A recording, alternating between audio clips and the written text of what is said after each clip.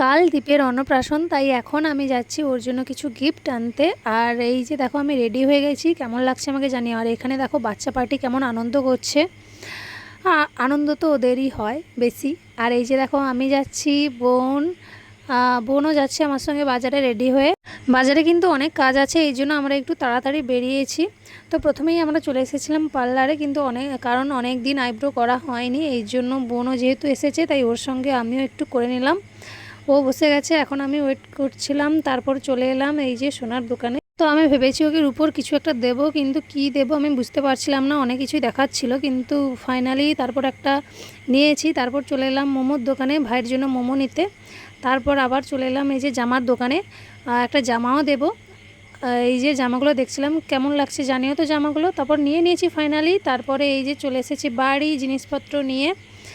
তো আজকের মতো এইটুকু, দেখা হচ্ছে আবার পরের ভিডিওতে। আমার ভিডিওটা কেমন লাগলো জানিও, টাটা।